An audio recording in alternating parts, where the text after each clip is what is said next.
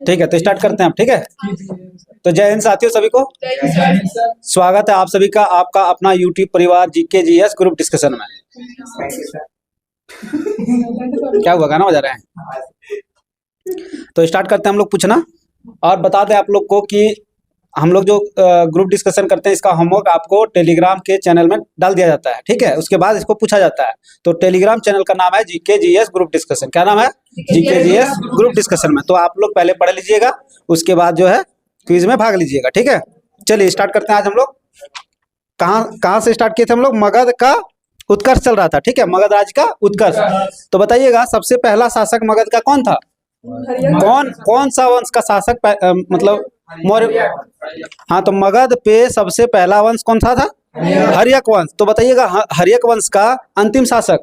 हर्यक वंश का अंतिम शासक, हाँ, नागदशक। क्या था? नागदशक। हर्यक वंश का अंतिम शासक नागदशक। बताइएगा नागदशक की हत्या किसने की थी? शिशुनाग ने। और कौन सी वंश की स्थापना की थी? शिशुनाग वंश। कौन सी वंश? शिशुनाग वंश। वहीं बताइएगा शिशुनाग वंश का अंतिम शासक? नंदीवर्धन। बहुत अच्छा, कौन थे? नंदीवर्धन, जो शिशुनाग वंश के अंतिम शासक थे। ठीक है, बताइएगा नंदीवर्धन की हत्या किसने की थी?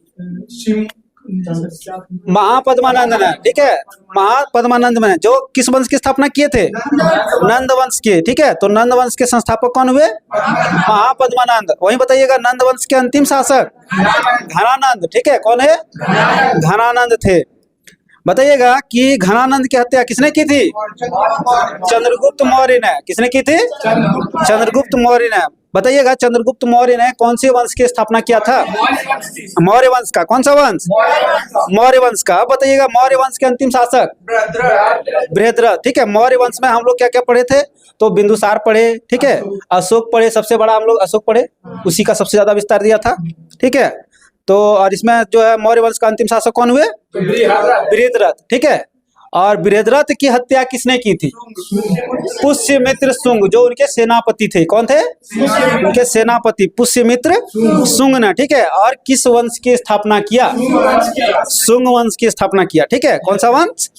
शुंग वंश। तो आज हम लोग पढ़ेंगे शुंग वंश। ठीक है, तो बताइएगा कि शुंग वंश की संस्थापक कौन थे?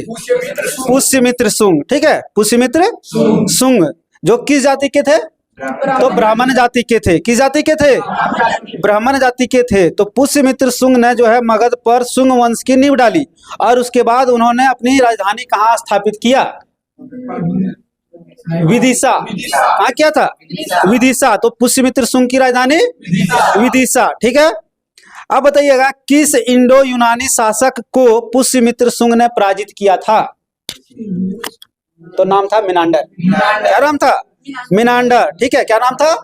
मिनांडर, जिसको पुष्यमित्र शुंग ने पराजित किया था। किसने पराजित किया था? पुष्यमित्र शुंग ने। ठीक है, अब बताइएगा कि पुष्यमित्र शुंग ने अश्वमेध यज्ञ कितने बार करवाए थे? 2 बार। ठीक है, कितने बार? 2 बार करवाए थे। तो इनके लिए जो है अश्वमेध यज्ञ किसने किए थे? पतंजलि ने। ठीक है, पतंजलि ने, जो किस दर्शन के प्रवर्तक है? योग दर्शन के। ठीक है, योग दर्शन के प्रवर्तक पतंजलि। वही बताइएगा कि न्याय दर्शन के प्रवर्तक गौतम। ठीक है, कौन थे? गौतम। अब बताइएगा कि 84, कल हम लोग पढ़े थे 84,000 स्तूपों का निर्माण किसने करवाया था? सम्राट अशोक ने। और उसे नष्ट कर दिया था किसने? हाँ, पुष्यमित्र शुंग ने। किसने किया था?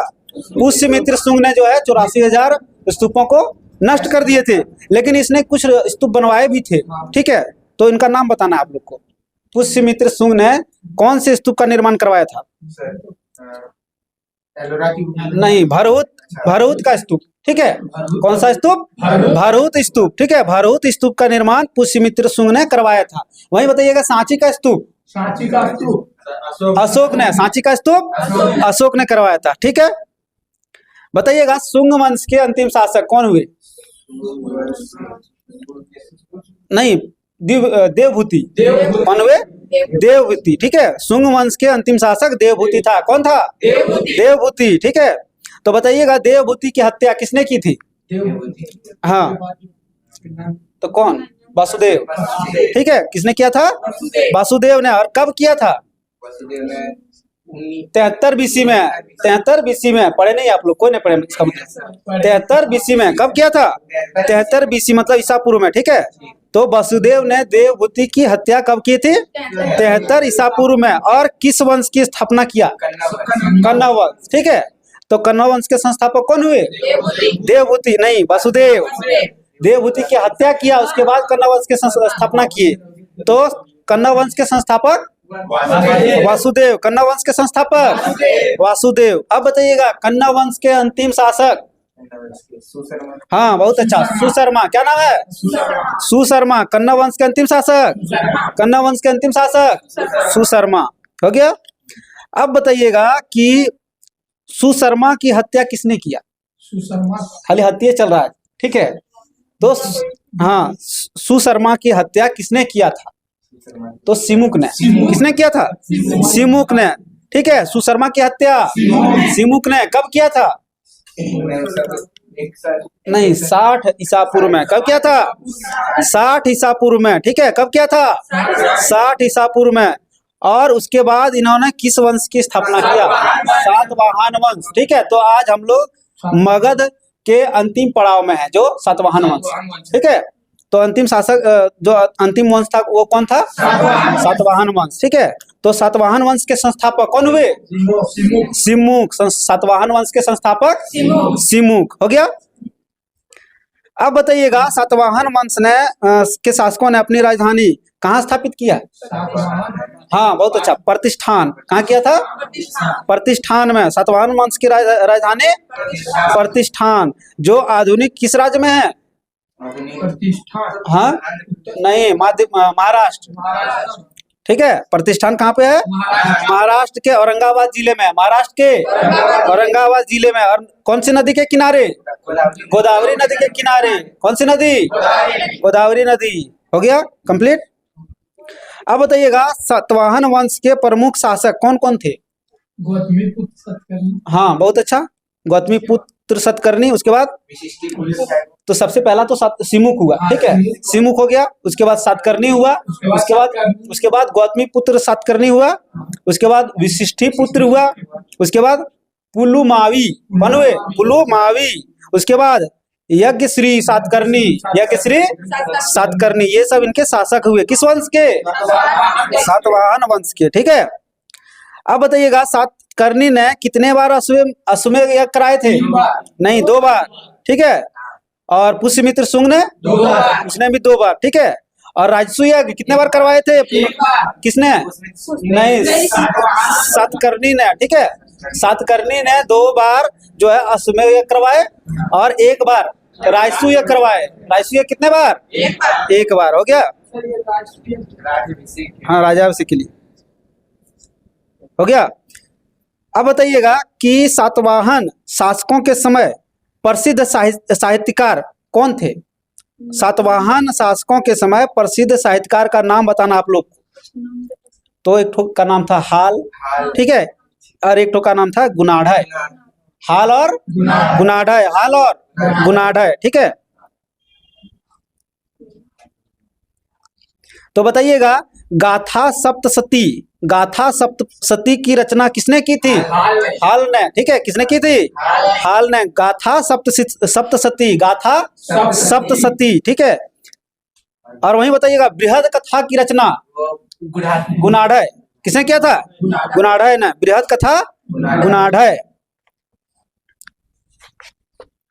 अब अगला बताइएगा कि सातवाहन ने जो है मुद्राओं का प्रचलन किया। किन किन मुद्राओं का?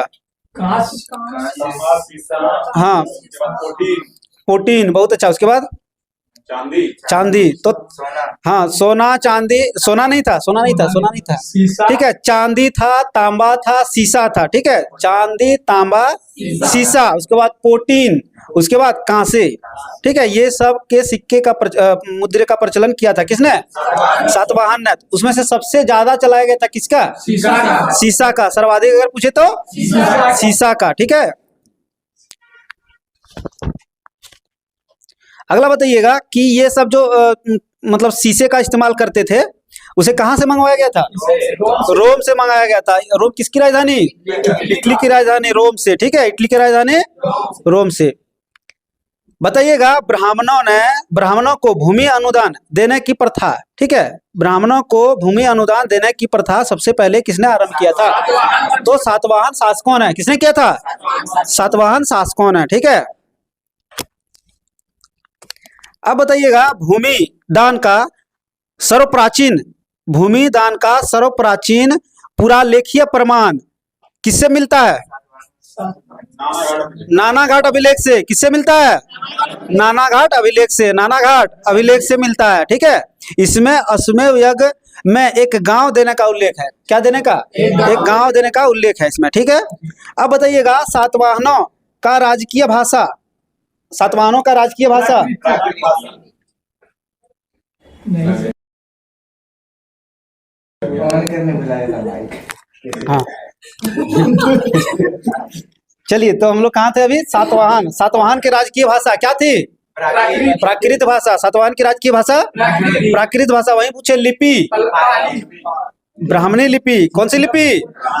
ब्राह्मणी लिपि। कौन सी लिपि? ब्राह्मणी लिपि। तो सातवाहनों की राजकीय भाषा जो है प्राकृत भाषा थी और ब्राह्मणी लिपि थी, ठीक है। अब बताइएगा कि सातवाहन वंश का जो समाज था वो कैसा था? मातृसत्तात्मक। देखिए, मातृसत्तात्मक नहीं था, वो पितृसत्तात्मक था, ठीक है। लेकिन मातृसत्तात्मक जो है होने का आभास मिलता है। तो वही बताइएगा सिंधु घाटी सभ्यता मातृसत्तात्मक, और वही वैदिक सभ्यता पितृसत्तात्मक, ठीक है। तो इसमें कहा गया है कि उनके जो है राजाओं के नाम जो है ना, उनके राजाओं के नाम उनकी माताओं के नाम पर रखने की प्रथा थी। इसीलिए कहा जाता है कि इसको मातृसत्तात्मक का आभास होता है, ठीक है। जैसे क्या? गौतमी पुत्र, ठीक है, गौतमी पुत्र, वशिष्ठी पुत्र, ये सब, ठीक है। लेकिन जो है सातवाहन राजकुल जो है कैसा था? पितृसत्तात्मक था, ठीक है। क्योंकि राज सिंहासन पर कौन बैठते थे? पुत्र बैठते थे। राज सिंहासन पर पुत्र बैठते थे। उसका उत्तराधिकारी जो है पुत्र होता था, ठीक है। बताइएगा वहीं पे सातवाहन शासकों ने ग्रामीण क्षेत्रों में प्रशासन का काम किसे सौंपा था? हाँ, गोलमिक, ठीक है। किसे सौंपा था? गोलमिक को सौंपा था, गोलमिक। अब बताइएगा कि गोलमिक क्या थी? गोलमिक एक सेना, हाँ, सैन्य टुकड़ी का प्रधान होता था। गोलमिक जो होता था वो सैन्य टुकड़ी का प्रधान होता था, जिसमें क्या क्या होते थे? हाथी, घोड़ा, हाँ, 9 रथ होती थी, 9 हाथी होता था, ठीक है। उसके बाद पैदल सेना होता था। उसके बाद हाँ, इसमें बताया गया है कि 9 रथ होता था, 9 हाथी होता था, 25 घोड़े होते थे और 45 पैदल सैनिक होते थे। 45 पैदल सैनिक होते थे, ठीक है। बताइएगा कि सातवाहनों की महत्वपूर्ण स्थापत्य कृतियां थी क्या क्या? अजंता एलोरा की गुफा, ठीक है। कार्ले का चैत्य था, कार्ले का चैत्य। वहीं क्या था? और एक तो अमरावती कला का विकास, ठीक है। तो क्वेश्चन आएगा इस तरह कि अमरावती कला का विकास किसने किया था? तो सातवाहन वंश ने। किसने किया था? सातवाहनों ने किया था। एलोरा एवं अजंता की गुफा का निर्माण किसने किया था? सातवाहन वंश ने किया था। वही बताएगा कार्ले का चैत्य का निर्माण किसने किया था? सातवाहनों ने किया था। ऐसा क्वेश्चन आएगा, ठीक है। बताइएगा इसमें बताया गया सातकर्णी एवं अन्य सभी सातवाहन शासक कहाँ के स्वामी होते थे? दक्षिणापथ के स्वामी होते थे। कहाँ के? दक्षिणापथ के स्वामी कहे जाते थे, ठीक है। अब अगला सवाल है, उत्तर एवं दक्षिण भारत के बीच सेतु का काम किसने किया था? सातवाहन राज ने। किसने किया था? सातवाहन राज ने। उत्तर एवं दक्षिण भारत के बीच सेतु का काम किया था। किसने? सातवाहन राज ने। अब आते हैं चेदी राजवंश, ठीक है, जिसको क्या बोलते हैं? कलिंग, ठीक है। चेदी राजवंश के बारे में पढ़ते हैं। तो कलिंग, ठीक है। बताइएगा कि अशोक की मृत्यु के उपरांत संभवतः प्रथम शताब्दी ईसा पूर्व में कलिंग में किस राजवंश का उदय हुआ? चेदी वंश का। अभी तुरंत बताए। चेदी वंश का, ठीक है। किस राजवंश का? चेदी राजवंश का उदय हुआ, ठीक है। इसकी जानकारी हमें किससे मिलती है? हाथी गुम्फा अभिलेख से। किससे मिलती है? हाथी गुम्फा अभिलेख से, ठीक है, हाथी गुम्फा अभिलेख से, जो कहाँ से मिला है? भुवनेश्वर, ठीक है, उड़ीसा की राजधानी भुवनेश्वर से मिलती है। बताइएगा कि कलिंग का सबसे प्रतापी राजा कौन थे? खारवेल, ठीक है, हम लोग बहुत बार सुने हैं कलिंग नरेश खारवेल, ठीक है, तो कलिंग का सबसे प्रतापी राजा खारवेल हुए, ठीक है। बताइएगा खारवेल जो है किस धर्म के अनुयायी थे? जैन धर्म का। खारवेल जैन धर्म के अनुयायी थे। खारवेल जैन धर्म के अनुयायी थे। अब बताइएगा कि उन्होंने जैन मुनियों के लिए, किसने? खारवेल ने जैन मुनियों के लिए गुफा का निर्माण कहाँ करवाया था? वहां ही करवाया होगा, लेकिन कहाँ पे? उदयगिरी की पहाड़ी में, ठीक है, उदयगिरी की पहाड़ी में। वहीं पूछा अगर अशोक ने कहाँ किया था गुफा का निर्माण? बराबर की पहाड़ी ने। और अशोक का जो पोता था उसका क्या नाम था? दशरथ ने कहाँ करवाया था? नागार्जुन की गुफा में, ठीक है, अरे नागार्जुन की पहाड़ी में, नागार्जुन पहाड़ी में। अब आते हैं भारत के यवन राज्य, ठीक है, भारत के यवन राज्य। तो बताना आप लोग को कि भारत पर आक्रमण करने वाले विदेशी आक्रमणकारियों में सबसे पहला कौन थे? हिंदू यूनानी। दूसरा शक। तीसरा पहलव। तीसरा कौन थे? पहलव। वहीं पे चौथा कुषाण। हो गया, ठीक है। अब बताइएगा कि बैक्ट्रिया का विद्रोह का नेतृत्व किसने किया था? बोलिए। डियोडोटस प्रथम। किसने किया था? डियोडोटस प्रथम ने बैक्ट्रिया के विद्रोह का नेतृत्व किया था, ठीक है। अब बताइएगा कि बैक्ट्रिया पर डायोडोटस प्रथम के साथ और कौन किसने शासन किया था? तो डायोडोटस द्वितीय था, ठीक है, उसके बाद यूथेडेमस था, उसके बाद डेमेट्रियस था, और सबसे फेमस अगर हो तो वो है मिनांडर। कौन थे? सबसे प्रसिद्ध शासक मिनांडर थे, ठीक है। उसके बाद है यूक्रेटाइडस, उसके बाद है एंटी आल्किडस, ठीक है, उसके बाद अंतिम था हार्मिक्स। कौन था? हार्मिक्स। तो बताइएगा भारत पर सबसे पहले आक्रमण बैक्ट्रिया के किस शासक ने किया था?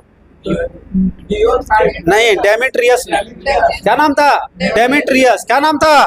डेमेट्रियस, ठीक है। भारत पर सबसे पहले आक्रमण बैक्ट्रिया के शासक डेमेट्रियस ने किया था, ठीक है। और कब किया था?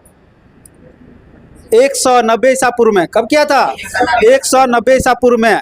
और 190 ईसा पूर्व में जो भारत पर आक्रमण किया तो किन किन क्षेत्र को इसने जो है अधिकार कर लिया था? अफगानिस्तान, बहुत अच्छा। सिंध में किया था, बहुत अच्छा। पंजाब, ठीक है, तो अफगानिस्तान, पंजाब, सिंध, ठीक है। और बताइएगा कि इसने जो है अपनी राजधानी कहाँ बनाई थी? हाँ, बैक्ट्रियाई शासक ने अपनी राजधानी कहाँ बनाई थी? साकल। क्या नाम है? साकल, ठीक है। और इसे ही कहा गया है हिंदू यूनानी, ठीक है, इसे ही कहा गया किसको? बैक्ट्रियाई, ठीक है। बैक्ट्रियाई ने जो आक्रमण किया यहाँ पे और जो क्षेत्र को जीता उसी को कहा गया हिंदू यूनानी, ठीक है। बताइएगा हिंदू यूनानी शासकों में सबसे अधिक विख्यात कौन थे? मिनांडर। कौन थे? मिनांडर। उसका जो टाइम पीरियड है बता सकते हैं? 165 से 145, 165 से 145 ईसा पूर्व, ठीक है। और इसकी राजधानी तो जान ही रहे हैं, कहाँ? साकल। इसकी राजधानी साकल। और आधुनिक में बोले तो सियालकोट। हाँ, आधुनिक सियालकोट जो पंजाब में है। क्या करेगा? घुसा देगा अंदर क्या? ठीक है, चलिए अब अगला सवाल पे आते हैं, ठीक है। बताइएगा मिनांडर जो थे सबसे प्रसिद्ध शासक जो थे, उन्होंने जो है बौद्ध धर्म की दीक्षा ली थी। किससे? हाँ, बहुत अच्छा, नागसेन से, ठीक है, जिसको नागार्जुन भी बोलते हैं। तो नागसेन से इन्होंने बौद्ध धर्म की दीक्षा ली थी, शिक्षा नहीं, दीक्षा ली थी, ठीक है। नहीं, दोनों में अंतर है। दीक्षा और शिक्षा में, हाँ, मतलब एक तरह से उनसे प्रसिद्धि लिया था, ठीक है, उनसे आदेश लिया था कि अब जो है हम बौद्ध धर्म अपनाएंगे, ठीक है। तो मिनांडर ने नागसेन से बौद्ध धर्म की दीक्षा ली थी। अब बताइएगा मिनांडर के प्रश्न एवं नागसेन द्वारा दिए गए उत्तर एक पुस्तक के रूप में संग्रहित है, उस पुस्तक का क्या नाम है? मिलिंद पन्हो। क्या नाम है? मिलिंद पन्हो। ठीक है, उसे मिलिंद के प्रश्न या मिलिंद प्रश्न भी कहते हैं। ठीक है, क्या कहते हैं? मिलिंद का प्रश्न भी कहते हैं। बताइएगा, भारत में सबसे पहले हिंदू यूनानियों ने किसके सिक्के जारी किए थे? तो सोने के सिक्के जारी किए थे। ठीक है, लेकिन वहीं अगर पूछे सातवाहन ने सोने के सिक्के जारी नहीं किए थे। ठीक है, तो सोने के सिक्के किसने किए थे जारी? हिंदू यूनानी ने। ठीक है, सबसे पहले हिंदू यूनानी ने जारी किए थे। अगला बताइएगा, हिंदू यूनानी शासकों ने भारत के पश्चिमोत्तर प्रांत, मतलब किधर? सिंध तरफ। ठीक है, पश्चिमोत्तर प्रांत में यूनान के प्राचीन कला चलाई, जिसका क्या नाम है? नहीं, जिसका नाम है हेलेनिस्टिक आर्ट। ठीक है, जिसे क्या क्या गया है? Hellenistic art. ठीक है, मतलब इसने जो है हिंदू यूनानी शासकों ने क्या किया था? पश्चिमोत्तर सीमा प्रांत में एक कला चलाई थी, सबसे प्राचीन कला चलाई थी, उसे कहा गया है हेलेनिस्टिक आर्ट। ठीक है, और अगर भारत में बोले तो क्या कहा गया उसे? नहीं, गंधार कला। ठीक है, उसी का उदाहरण है। किसका उदाहरण है? हेलेनिस्टिक आर्ट का उदाहरण है गंधार कला। ठीक है, हेलेनिस्टिक आर्ट का उदाहरण है। ठीक है, अब बताइएगा कि पर्दे का प्रचलन आरंभ किया था किसने भारत में? यूनानियों ने। ठीक है, किसने किया था? हिंदू यूनानियों बोले, यूनानियों। ठीक है, उसके बाद भारतीय नाट्य कला का विकास में योगदान दिया था किसने?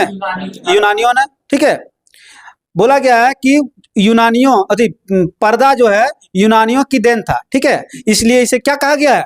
यवनिका कहा गया है। यवनिका क्या कहा गया है?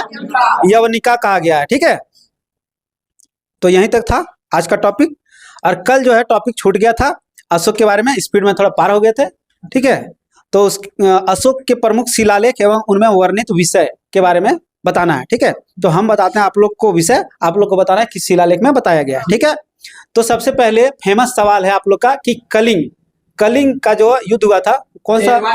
13वें शिलालेख में कलिंग युद्ध 13वें शिलालेख में वर्णन है। ठीक है, वहीं बताइएगा कि पशु बलि की निंदा किसमें? पहला। ठीक है, पशु बलि पहला। वहीं बताइएगा मनुष्य और पशु दोनों तो दूसरा। ठीक है, मनुष्य और पशु दूसरा। तो मनुष्य और पशु दोनों को चिकित्सा व्यवस्था का उल्लेख किया गया है दूसरा में। ठीक है, वहीं बताइएगा कि प्रत्येक 5 वर्ष में, ठीक है, प्रत्येक 5 वर्ष में दौरे पर जाएं, या फिर कहा जाए कि इसमें आदेश दिया गया था अधिकारियों को कि वे प्रत्येक 5 वर्ष में दौरे पर जाए। किस अभिलेख में? तीसरा शिलालेख में। ठीक है, तीसरा शिलालेख में। बताइएगा, भैरी घोष की जगह धम घोष चौथे शिलालेख में। भैरी घोष की जगह धम घोष चौथे शिलालेख में। ठीक है, बताइएगा धम्म महामात्रों की नियुक्ति की जानकारी 5वें शिलालेख में। किसमें? हाँ, धम्म महामात्रों की नियुक्ति 5वें शिलालेख। एडमिशन कितने क्लास में करवाते हैं? 5 में करवाते हैं, तो वही याद रखिएगा। ठीक है, पहला में करवाते हैं, 5 में करवाते हैं। हाँ, 5 साल में करवाते हैं। बहुत अच्छा, 5 साल में धर्म महामात्रों की नियुक्ति। तो आप किस में पढ़े थे? अच्छा, हम धर्म बोल रहे थे क्या? अच्छा, तो धर्म महामात्रों की नियुक्ति की जानकारी 5वें शिलालेख में। ठीक है, बताइएगा सेल्फ कंट्रोल आत्मनियंत्रण छठे शिलालेख में। किसमें? छठे शिलालेख में। बताइएगा धम्म की व्याख्या 11वें। ठीक है, 11वें शिलालेख में धम्म की व्याख्या 11वें शिलालेख में। धम्म की व्याख्या 11वें शिलालेख में। बताइएगा कि उसको उपहार दिया जाता था सच्चे शिष्टाचार का उल्लेख 9वें में। ठीक है, सच्ची भेंट सच्चे शिष्टाचार। ठीक है, तो सच्ची भेंट सच्चे शिष्टाचार 9वें शिलालेख में। अशोक ने आदेश दिया था, क्या पता है, कि राजा तथा उच्च अधिकारी हमेशा प्रजा के हित के लिए सोचे 10वें शिलालेख में। ठीक है, प्रजा के लिए सोचना 10वें शिलालेख में। स्त्री महामात्राओं की नियुक्ति 12वें शिलालेख में। स्त्री महामात्राओं की नियुक्ति 12वें शिलालेख में। धर्म महामात्राओं की नियुक्ति 5वां शिलालेख में। आप लोग सो रहे हैं क्या दोनों? तो बोलते क्या नहीं है? अशोक ने जनता की धार्मिक जीवन बिताने के लिए प्रेरित किया है 14वें शिलालेख में, जो अंतिम शिलालेख है। ठीक है, तो एक बार फिर से बोलिएगा, स्त्री महामात्राओं की नियुक्ति 12वें शिलालेख में। धर्म महामात्राओं की नियुक्ति भैरी घोष के जगह धम्म हाँ, भैरी घोष के जगह धम्म घोष। ठीक है, पशु और मनुष्य दोनों द्वितीय शिलालेख। पशु बलि की निंदा पहला शिलालेख। धार्मिक जीवन बिताने के लिए प्रेरित करना 14वां शिलालेख। उसके बाद 5 वर्ष का दौरा करते रहना तीसरा शिलालेख हो गया। बताइएगा कि अर्थशास्त्र में वर्णित है कुछ तीर्थ, ठीक है, तो उसमें प्रधानमंत्री को क्या कहा जाता था? नहीं, मंत्री कहा जाता था, ठीक है। प्रधानमंत्री को मतलब सबसे उच्च जो होता था उसे मंत्री कहा जाता था। वहीं बताइएगा धर्म एवं दान विभाग के प्रधान को, हाँ, पुरोहित कहा जाता था। धर्म एवं दान विभाग के प्रधान को पुरोहित। वही बताइएगा राजपुत्र को युवराज, ठीक है, राजपुत्र को युवराज कहा जाता था। बताइएगा सैन्य विभाग का प्रधान सेनापति होगा, ठीक है, सैन्य विभाग के प्रधान को सेनापति कहा जाता था। बताइएगा नगर का कोतवाल को, हाँ, पौर कहा जाता था, ठीक है, नगर का कोतवाल। बहुत अच्छा सर, थैंक यू सर, आप मेरा ख्याल रखते हैं। चलिए बताइएगा नगर का कोतवाल पौर, ठीक है। नगर रक्षा का अध्यक्ष नायक, ठीक है, नगर रक्षा का अध्यक्ष नायक। सेना का कमान एकत्र करने वाला दंडपाल, ठीक है। दुर्ग का जो रक्षा करता था दुर्गपाल, ठीक है। द्वार का जो रक्षा करता है तो द्वारपाल, दुर्ग का जो रक्षक करता है उसको दुर्गपाल, ठीक है। बताइएगा कि सीमावर्ती दुर्गों का रक्षक नहीं, सीमावर्ती मतलब अंत, ठीक है, तो अंतपाल, ठीक है। सीमावर्ती दुर्गों का रक्षक अंतपाल, ठीक है। कारागार का अध्यक्ष प्रशासता, ठीक है, कारागार का अध्यक्ष प्रशासता। राजकीय कोषाध्यक्ष सन्निधाता, राजकीय कोषाध्यक्ष सन्निधाता। आय का संग्रह करता समाहर्ता, आय का संग्रह करता समाहर्ता, ठीक है। राजकीय द्वार रक्षक नहीं, द्वारिक, ठीक है, द्वारिक कहा जाता था। क्या कहा जाता था? द्वारिक। अंतःपुर का अध्यक्ष अंतर्वैदिक, ठीक है, अंतःपुर का अध्यक्ष अंतर्वैदिक। तो इसी कथनों के साथ मैं अपनी वाणी को विराम देता हूं, ठीक है, और आज का टॉपिक समाप्त होता है।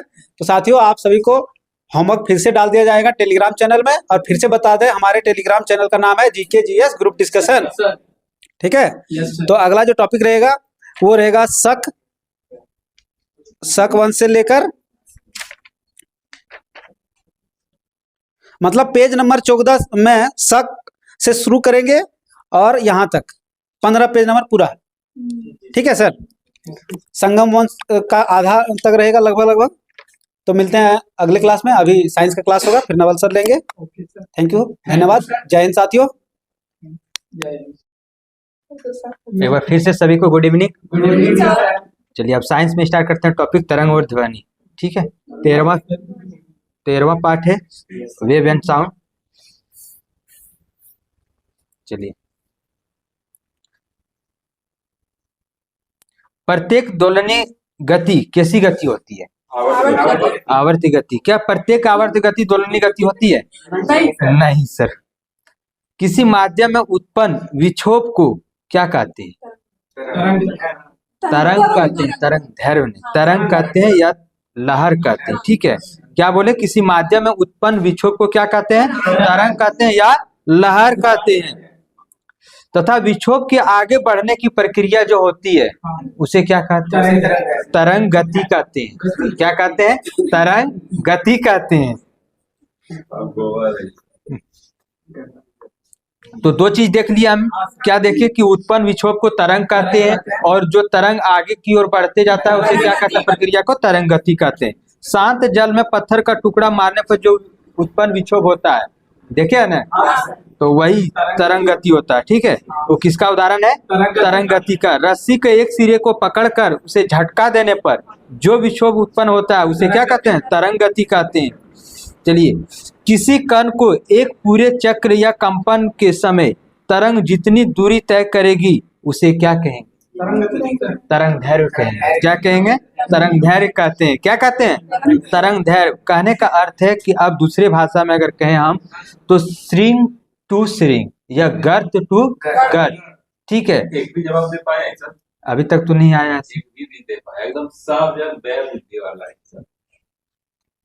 हम एक भी पिछले क्वेश्चन का जवाब नहीं दे पाया। पिछले क्लास में भी बोले हैं अच्छा इधर बैठेंगे तो क्या हो जाएगा, दिमाग खुल जाएगा, अभी बंद हो गया है। कि अब जो साइंस पूछने का लेवल है ना, वो सोचने वाला दे रहा है। वन लाइनर नहीं मिलेगा कि एकांक समय में किए गए कार्य और वेग में परिवर्तन के दर क्या कहते हैं, ठीक है। चल जाएगा, चुप रहेंगे, पता चल जाएगा कौन कितना पढ़ गया है, ठीक। तो हम लोग देख लिए तीनों क्या। अब देखिए आगे बताइए, तरंगदैर्घ्य का SI मात्रक क्या होता है? मीटर। तरंगदैर्घ्य का SI मात्रक मीटर। दोलन करने वाली वस्तु का अपने मध्य स्थिति से महत्तम विस्थापन को क्या कहते हैं? आयाम कहते हैं। क्या कहते हैं? आयाम कहते हैं। आयाम को ए से डिनोटेट करते हैं, ठीक है। तरंग द्वारा आगे बढ़ने की दर को क्या कहते हैं? तरंग द्वारा आगे बढ़ने की दर को क्या कहेंगे? तरंग चाल कहेंगे या तरंग गति कहेंगे, ठीक है। तरंग गति की दिशा तथा कण के दोलन के दिशा के आधार पर कितने प्रकार है? दो। कौन कौन? अनुप्रस्थ और अनुदैर्घ्य तरंग। वहीं संचरण के लिए माध्यम की आवश्यकता के आधार पर कितने भागों में? तरंग दो भागों में। कौन कौन? बहुत अच्छा। यांत्रिक तरंग और विद्युत चुम्बकीय तरंग। जब दिशा के अनुसार बताया तो अनुप्रस्थ तरंग और अनुदैर्घ्य तरंग, और माध्यम के अनुसार बताया तो आंतरिक तरंग और विद्युत चुम्बकीय तरंग। क्लियर है? वह तरंग जिसमें माध्यम के कण तरंग के चलने की दिशा के लंबवत कंपन करती है उसे क्या कहते हैं? अनुप्रस्थ तरंग। क्या कहेंगे उसको? अनुप्रस्थ तरंग। जैसे जल के सतह पर कौन सा उत्पन्न तरंग होता है? अनुप्रस्थ तरंग। और जल के नीचे? तो जल में अगर पूछा जाए कि जल में कौन सा तरंग उत्पन्न होगा तब? यांत्रिक तरंग। यांत्रिक तरंग दोनों हो सकता है, क्योंकि सतह पर उसका क्या होता है? सतह पर होता है अनुप्रस्थ, और नीचे में दो पास वाले श्रृंग या दो पास वाले गर्त के बीच की दूरी को क्या कहते हैं? आयाम। तरंगदैर्घ्य कहते हैं, ठीक है। क्या कहते हैं? तरंगदैर्घ्य। क्या बोले? ये जो चला ना, तो ये जो श्रृंग है और यहाँ का श्रृंग है, इन दोनों के बीच की दूरी को क्या कहेंगे? तरंगदैर्घ्य बोलेंगे। क्या बोलेंगे? तरंगदैर्घ्य। लेकिन जो ये बीच में लाइनिंग के बाद जो ये महत्तम होता है वो क्या हो जाता है? आयाम, ठीक है। अभी पढ़ेंगे हम लोग आयाम किसे कहते हैं। अनुप्रस्थ तरंग किसमें उत्पन्न की जा सकती है? द्रव गैस में नहीं की जा सकती है, ठोस में की जा सकती है। ठोस में की जा सकती है, द्रव के सतह पर किया जा सकता है। अभी नहीं बताएं कि पानी के सतह पर होता है अनुप्रस्थ तरंग और अंदर में अनुदैर्घ्य तरंग। तो क्या हो जाएगा? ठोस एवं द्रव के ऊपरी सतह पर किया जाता है कौन सा तरंग उत्पन्न? अनुप्रस्थ तरंग। Very good. वह तरंग जिसमें माध्यम के कण तरंग के चलने की दिशा के समानांतर कंपन करते हैं उसे कौन सा तरंग कहते हैं? अनुदैर्घ्य तरंग। स्प्रिंग में का कंपन कौन सा तरंग? अनुदैर्घ्य तरंग। ध्वनि तरंग अनुदैर्घ्य तरंग। अगर देखा जाए तो जिस तरह हम जल का बताया अनुप्रस्थ और अनुदैर्घ्य, उसी तरह स्प्रिंग में भी अनुदैर्घ्य और अनुप्रस्थ होता है। तो वो कौन सा तरंग में आ जाएगा? यांत्रिक तरंग। देखिए दो चीज में याद रखना हम लोग का। जैसे अनुप्रस्थ बोलेगा तो लंबवत आएगा, और समानांतर जहां आ जाएगा वो क्या हो जाएगा? अनुदैर्घ्य। क्या हो जाएगा? अनुदैर्घ्य। कौन सी तरंग सभी माध्यमों में उत्पन्न की जा सकती है? अनुदैर्घ्य तरंग सभी माध्यमों में उत्पन्न की जा सकती है। वह कौन सी तरंग है जिनके संचरण के लिए माध्यम की आवश्यकता होती है? तो यांत्रिक तरंग। यांत्रिक तरंग। कौन सी तरंग है? यांत्रिक तरंग। तो जल की तरंग कैसी तरंग है? ध्वनि की तरंग, स्प्रिंग का तरंग, ये सभी अनुप्रस्थ भी हो सकती है और अनुदैर्घ्य भी हो सकती है। बहुत अच्छा। ध्वनि दाब तरंग प्रत्यास्था यांत्रिक तरंग का वेग कितना होता है? 3 × 10⁸ नहीं, 332 मीटर पर सेकंड। 332 मीटर प्रति सेकंड, ठीक है। 3 × 10⁸ मीटर प्रति सेकंड। बाद बाकी जो है बोल दीजिए। लेकिन हम जब इतना विश्लेषण कर रहे हैं कि ध्वनि दाब तरंग प्रत्यास्था यांत्रिक वेग का कितना होगा? 332 मीटर प्रति सेकंड। हवा का गति कितना? हवा हाँ, तो ये सर प्रकाश का वेग हवा का वेग सेम होता है। हवा की गति कितना है? 332 मीटर प्रति सेकंड। आप बताइए किसके अनुसार से 332 मीटर प्रति सेकंड लिया गया है? लाप्लास के अनुसार। मतलब ये सिद्धांत। हाँ, मतलब वो वैज्ञानिक है, उसी के अनुसार वो सिद्ध किए थे और उसी का मान्य रखा गया है। ठीक है, ये से बताइएगा न्यूटन के अनुसार कितना था? 280 मीटर प्रति सेकंड। ठीक है, अब आप लोग चुप रहिए, सारे जवाब दें। ठीक है, कुछ नहीं जवाब दीजिएगा आप लोग, दे ही ना पा रहे हैं, सब गलत दे रहे हैं। इसका वाला वहां, इसका वाला यहाँ बोल रहे हैं। चलिए नेक्स्ट बताइएगा, यांत्रिक तरंगों का वर्गीकरण कितने भागों में किया है? यांत्रिक तरंगों को ध्वनि तरंग कहते हैं। ठीक है, परंतु सभी यांत्रिक तरंगों को ध्वनि क्योंकि ध्वनि सुना जा नहीं सकता, सभी यांत्रिक तरंगों की ध्वनि सुना जा नहीं सकता है। इसी आधार पर कितने वर्गों में बांटा गया? 3 वर्गों में। कौन कौन? बहुत अच्छा, श्रव, अपश्रव और पराश्रव। बताइएगा श्रव का रेंज जो होता है कितना होता है? 20 हर्ट्ज से 20,000 हर्ट्ज तक। तो जिन यांत्रिक तरंगों की आवृत्ति, ठीक है, आवृत्ति 20 हर्ट्ज से 20,000 हर्ट्ज तक रहता है, उसे क्या कहते हैं? श्रव ध्वनि तरंग। श्रव ध्वनि तरंग या सुनने के लायक तरंग। ठीक है, तो किसके द्वारा सुना जा सकता है? ये मनुष्य के द्वारा। तो मनुष्य के द्वारा सुने जा सकने वाला एक ही तरंग है ध्वनि तरंग, वो कौन है? श्रव तरंग, पराश्रव तरंग। ठीक है, चलिए नेक्स्ट, जिन यांत्रिक तरंगों की आवृत्ति 20 हर्ट्ज से कम हो उसे क्या बोले? अपश्रव तरंग। अपश्रव तरंग का उत्पन्न कहाँ से की जा सकती है सर? भूकंप। ठीक, बहुत अच्छा। भूकंप के समय पृथ्वी से उत्पन्न तरंग को क्या कहते हैं? अपश्रव तरंग। तो बताइएगा अपश्रव तरंग कोई भी 2-3 एग्जाम्पल दीजिए सुने जा सकने वाला, कौन इसको सुन सकता है? कुत्ता, बिल्ली, सांप, कछुआ। ठीक है, कुत्ता, बिल्ली, सांप, कछुआ। अपश्रव तरंग को सुनने वाला कुत्ता, बिल्ली, सांप, कछुआ। भूकंप मुख्य प्रघाती तरंगों से पहले अपश्रव ध्वनि उत्पन्न करते हैं। ठीक है, तो इसीलिए कहा गया कि अपश्रव ध्वनि जो उत्पन्न किया जाता है कहाँ से किया जाता है? तो भूकंप। हृदय के कंपन किस तरंग को उत्पन्न करते हैं? अपश्रव तरंग को उत्पन्न करते हैं। पराश्रव तरंग का रेंज क्या होता है? 20,000 हर्ट्ज से अधिक।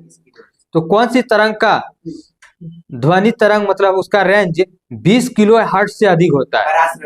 पराश्रव तरंग का। किसका होता है? किस वैज्ञानिक ने सीटी बजाकर पराश्रव तरंग का उत्पन्न किया था? गाल्टन ने। किसने किया था? गाल्टन नामक वैज्ञानिक ने एक विशेष प्रकार की सीटी द्वारा उत्पन्न किया था पराश्रव तरंग को। आजकल पियाजो इलेक्ट्रिक इफेक्ट और क्वार्ट्ज क्रिस्टलीय के दोलन द्वारा उत्पन्न किया जा सकता है। कौन सा तरंग? पराश्रव तरंग। बहुत अच्छा, चलिए नेक्स्ट बताइएगा, पराश्रव ध्वनियां सुने जा सकने वाले जानवर? डॉल्फिन, चमगादड़। और किसके द्वारा ये उत्पन्न किया जा सकता है? चमगादड़ के द्वारा। चमगादड़ अपना जो मार्ग या शिकार ढूंढता है तो किस तरंग से? तो पराश्रव तरंग से ढूंढता है। चलिए नेक्स्ट बताइएगा। हाँ सर, चमगादड़ मतलब बहादुर न? अच्छा, सूर्य से चमगादड़ ही होते। अरे आप सही नहीं, सूर्य से वही बोलबे किए। सोनार का फुल फॉर्म क्या होता है? Sound navigation and ranging. यह एक ऐसी युक्ति है जिसका उपयोग समुद्र की क्या मापने के लिए किया जाता है? समुद्र की गहराई की माप किया जाता है। जल में किसी वस्तु का पता लगाने के लिए भी किया जाता है। किसका उपयोग? सोनार। किस तरंग पर आधारित है? पराश्रव तरंग पर आधारित है। उद्योग में मशीनों के पुर्जे या चिमनियों की जमी खाली साफ किया जाता है किस तरंग द्वारा? किसके द्वारा होगा? पराश्रव तरंग द्वारा। ठीक है, ईसीजी। ईसीजी का फुल फॉर्म क्या होता है? ये किससे संबंधित है? हृदय से। वहीं ईईजी मस्तिष्क से। चलिए, अल्ट्रासोनोग्राफी में किस तरंग का उपयोग किया जाता है? चलिए अब बता देते हैं, 2-3 और बचा हुआ है। जीवाणुनाशक के रूप में पराश्रय तरंग का उपयोग किया जाता है, ठीक है। वहीं गुर्दे की छोटी पथरी को बारीकी कानों में तोड़ने के लिए किसका प्रयोग किया जाता है? तो पराश्रय तरंग का उपयोग किया जाता है। कृषि में कीटों को नष्ट करने के लिए भी पराश्रय तरंग का उपयोग किया जाता है।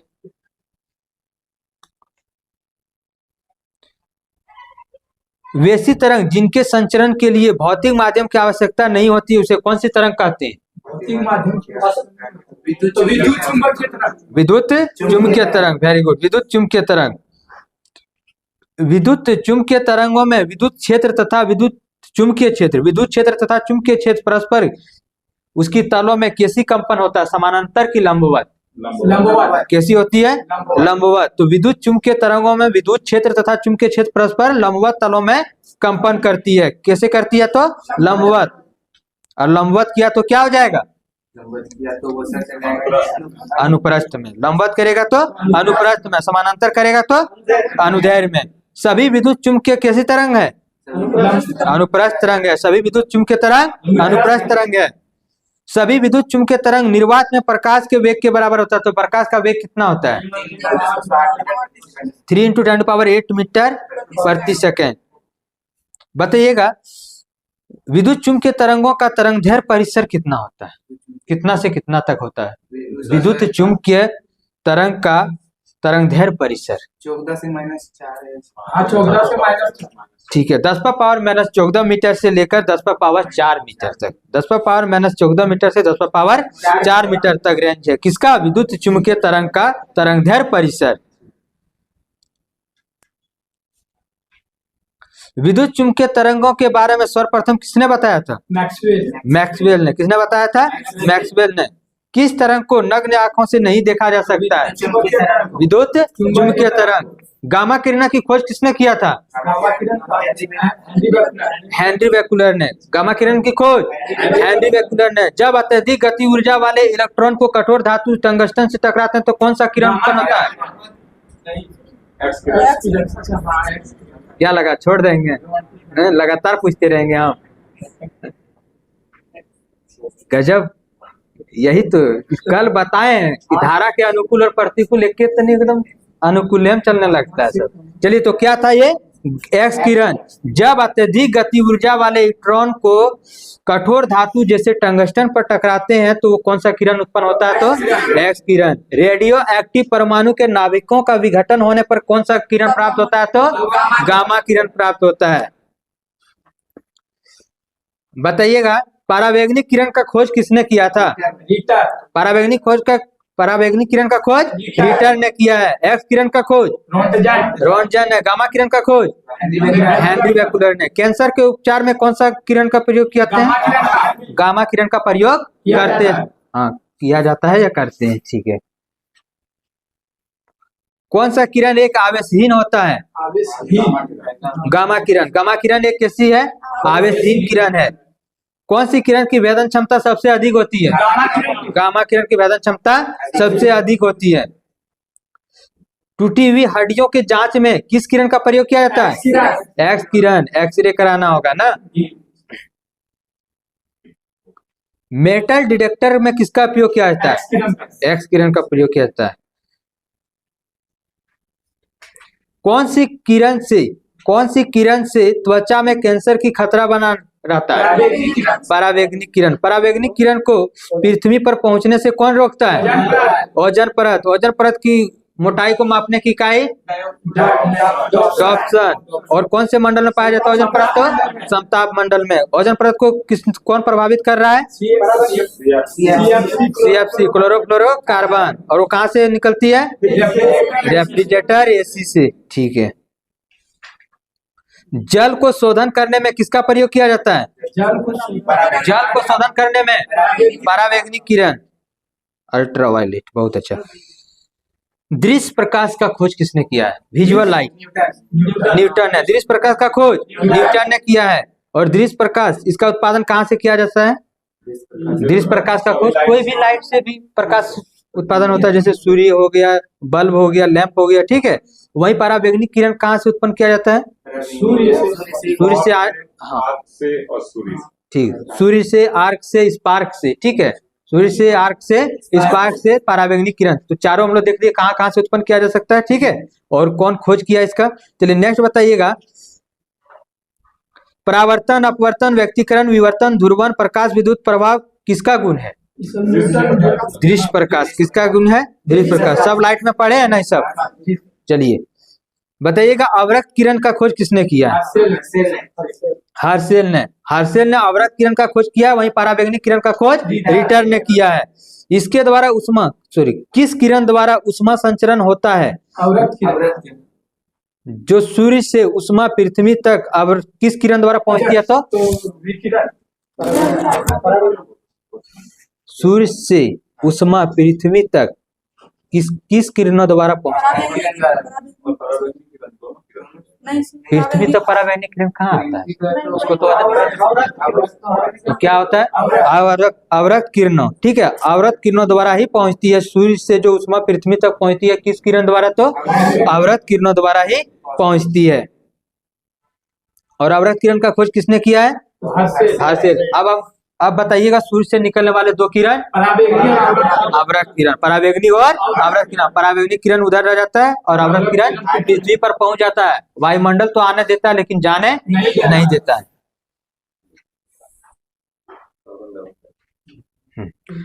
कौन सी किरण कोहरे तथा धुंध में भी काफी दूर तक चली जाती है, अवरक्त किरण। टेलीविजन रिमोट कंट्रोलिंग में कौन सा किरण का प्रयोग किया जाता है, अवरक्त किरण का प्रयोग किया जाता है। सूक्ष्म तरंग का खोज किसने किया है, हेनरिक हर्ट्ज ने। बहुत अच्छा।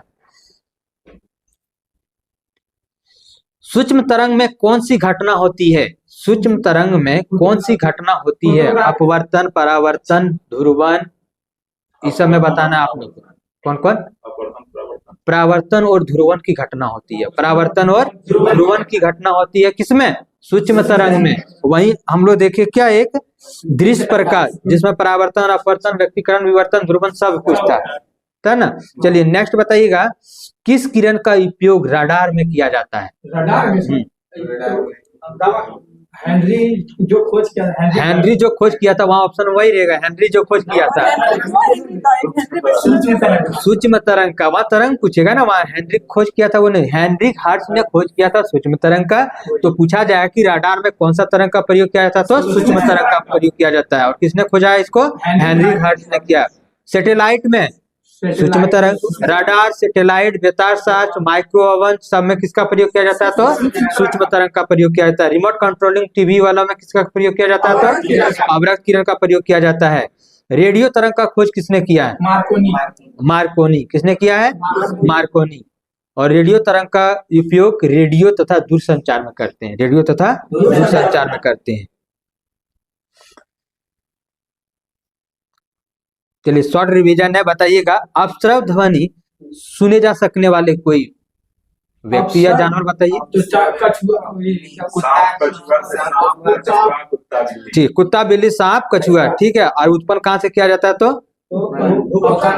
भूकंप से। चलिए बहुत अच्छा। वही श्रव ध्वनि सुने जा सकने लायक किसके, मनुष्य के। रेंज बताइएगा। चलिए बहुत अच्छा। वहीं प्रासरत तरंग सुने जा सकने वाले, मतलब जो सुन सकता है, डॉल्फिन, चमगादड़, ठीक है। और उत्पन्न कौन करेगा, चमगादड़। परासरत ध्वनि किस प्रभाव द्वारा उत्पन्न की जा सकती है, किस प्रभाव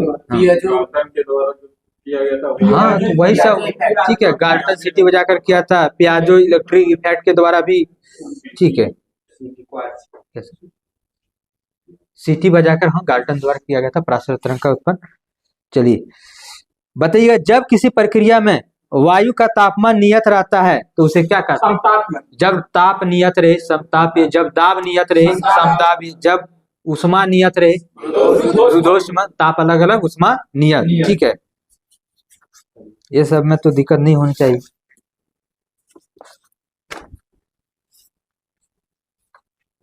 जब ध्वनि गमन करती है, जब ध्वनि गमन करती है तो ताप नियत रहता है, ठीक है। ताप नियत रहता है किसके अनुसार, न्यूटन के अनुसार। तो उस समय बताइएगा कि न्यूटन के अनुसार ध्वनि, हवा में ध्वनि का चाल क्या है, 80 280 मीटर 280 मीटर प्रति सेकेंड। और जब ध्वनि गमन करता है, जब ध्वनि गमन करती है तो उष्मा नियत रहता है किसके अनुसार? लाप्लास के अनुसार। और इसके अनुसार हवा में ध्वनि का वेग 332 मीटर पर। तो हम लोग यहाँ क्या देखे कि जब ध्वनि न्यूटन के अनुसार जब ध्वनि गमन करती है तो क्या नियत रहता है? ताप नियत रहता है। और लाप्लास के अनुसार देखे जब ध्वनि गमन करती है तो उष्मा नियत रहता है। यही सब क्वेश्चन वहां दे सकता है। ठीक है, न्यूटन के अनुसार ध्वनि का चाल v बराबर क्या हो जाएगा? v बराबर क्या हो जाएगा न्यूटन के अनुसार? Root under p by d, p by d, p by d. ठीक है, चलिए नेक्स्ट बताइएगा। और लाप्लास के अनुसार है क्या? Lambda p by t. ठीक है, root under lambda p by t. ध्वनि का लक्षण, कितने लक्षण है ध्वनि के? 3 लक्षण। कौन कौन? और आयाम। हाँ, तीव्रता, तारत्व और गुणता, जिसे इंग्लिश में कहते हैं इंटेंसिटी, पिच और क्वालिटी।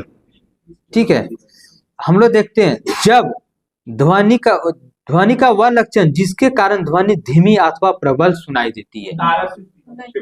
तीव्रता क्या हो जाएगा? तीव्रता, इंटेंसिटी होगा। ठीक है, जब कम या ज्यादा सुनाई देगा तो किसके कारण? तो तीव्रता के कारण। और ध्वनि का तीव्रता किस पर निर्भर करता है? आयाम पर करता है। किस पर करता है? आयाम पर करता है। आई समानुपाती ए स्क्वायर। ठीक है, ए आयाम है, आई तीव्रता है। ध्वनि की तीव्रता का एसआई मात्रक माइक्रोवाट मीटर पर स्क्वायर। सबका मुंह से डायोप्टर निकला, तो बताइए डायोप्टर किसका है एसआई मात्रक? लेंस की वेरी गुड। क्या है? लेंस की क्षमता का एसआई मात्रक है डायोप्टर। और जो डेसिबल है वो है इसका व्यवहारिक मात्रक। ठीक है, ध्वनि का व्यवहारिक मात्रक। चलिए आगे देखते हैं हम लोग। ध्वनि की तीव्रता का एसआई मात्रक माइक्रोवाट प्रति मीटर स्क्वायर। ठीक है, प्रति मीटर स्क्वायर। वही ध्वनि की तीव्रता का व्यवहारिक मात्रक डेसिबल होता है। बेल का केवें भाग को डेसिबल कहते हैं? 10वें भाग को। मनुष्य के कानों के लिए हानिकारक नहीं होता कितना डेसिबल तक? कितना डेसिबल तक मनुष्य के कानों के लिए हानिकारक नहीं होती है? 45 डेसिबल। ठीक है, एग्जैक्ट नहीं बोल सकते हैं। ठीक है, कोई किताब में 40 से 45 दे दिया होगा। ठीक है, तो 45 डेसिबल तक ध्वनि मनुष्य के कानों के लिए हानिकारक नहीं होती है। जबकि कितना से कितना हानिकारक हो जाता है?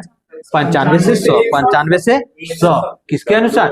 WHO के अनुसार 45 जो है हमारे कानों के लिए हानिकारक नहीं है। लेकिन 95 से 100 के बीच में जो डेसिबल का ध्वनि है वो क्या होगा? हानिकारक होगा WHO के अनुसार। फुसफुसाहट का डेसिबल बताए था 15 से 20। 15 से 20 फुसफुसाहट। वही साधारण बातचीत 30 से 40। 30 से 40 डेसिबल। चलिए, ध्वनि का वह लक्षण जिसके कारण ध्वनि मोटी या पतली सुनाई देती है। तारत्व कहते हैं, पिच कहते हैं। ठीक है, पिच के कारण अगर तारत्व अधिक है तो वो कैसे सुनाई देगा? पतला सुनाई देगा। अगर तारत्व अधिक है तो पतला और तारत्व कम है तो मोटा। लड़की की आवाज किस तारत्व क्या होने के कारण पतली सुनाई देती है? अधिक होने के कारण, अपेक्षा लड़कों के। चलिए अब हम लोग देखते हैं गुणता। ठीक है, क्वालिटी। ये क्या होता है गुणता?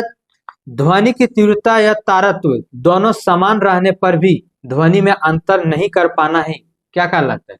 मतलब नहीं कर पाना, उसको अगर करना है तो क्या होगा उसका आंसर? गुणता। फिर से सुनिएगा, ध्वनि की तीव्रता और तारत्व दोनों समान रहने पर ध्वनि में अंतर किसके कारण होता है? पता कर पाते हैं। हाँ, तो वो क्या है? गुणता। ठीक है, किसके कारण पता कर पाते हैं हम लोग? गुणता, क्वालिटी के कारण। ठीक है, और गुणता जो है किस पर निर्भर करता है सर? ओवरटोन। ठीक है, ओवरटोन पर निर्भर करता है। ओवरटोन पर निर्भर करता है। गायक की आवाज में अंतर, ठीक है, वो किसके कारण होता है? गुणता के कारण। तापमान बढ़ने से ध्वनि का वेग क्या होगा? बढ़ जाएगा। तापमान बढ़ने से ध्वनि का वेग बढ़ जाएगा। तो बताइएगा तापमान और आयतन में क्या समानता है? ठीक है, क्या संबंध है? क्या होगा?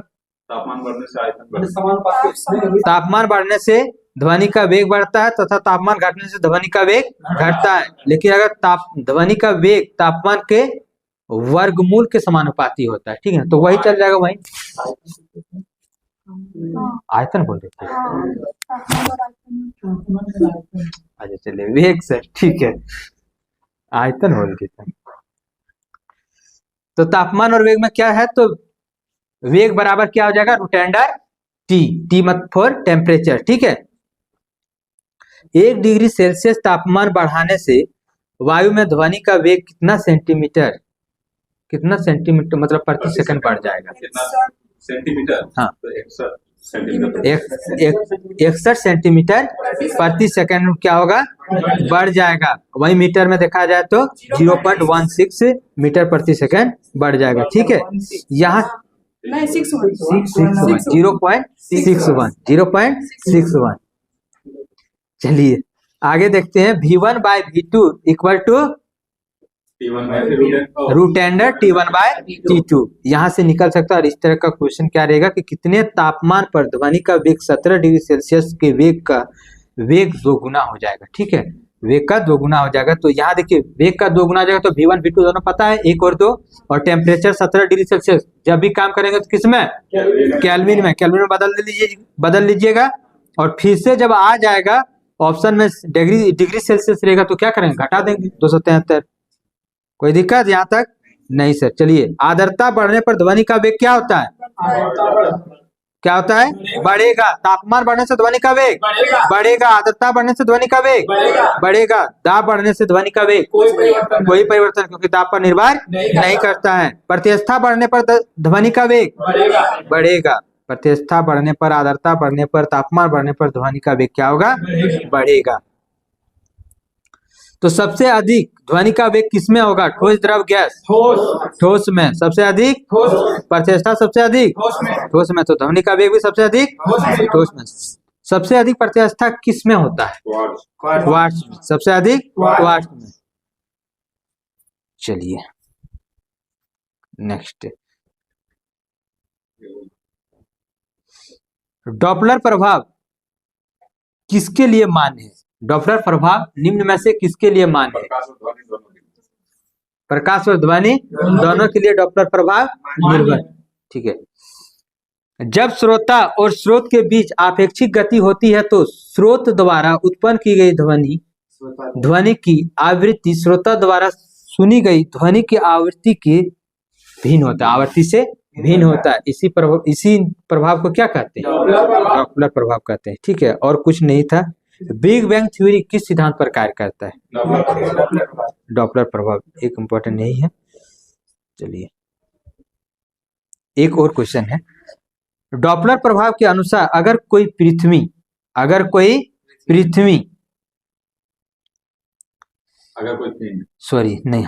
तारा है, ठीक है, अगर कोई तारा पृथ्वी से दूर जा रही हो तो कौन सी रंग की ओर विस्थापित होगी, ठीक है। अगर कोई तारा पृथ्वी से दूर जा रहा है तो कौन सा रंग की ओर विस्थापित होगा, लाल रंग, और नजदीक आ रहा है तो बैंगनी।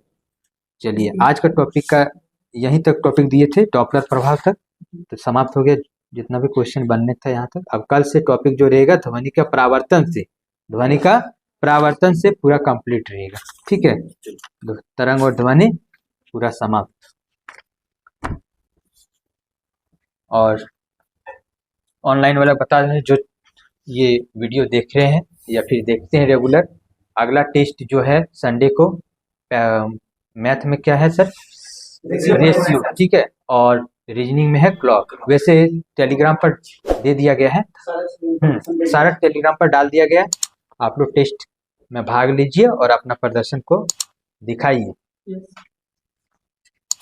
तो चलिए इसको समाप्त करते हैं। धन्यवाद। Thank you.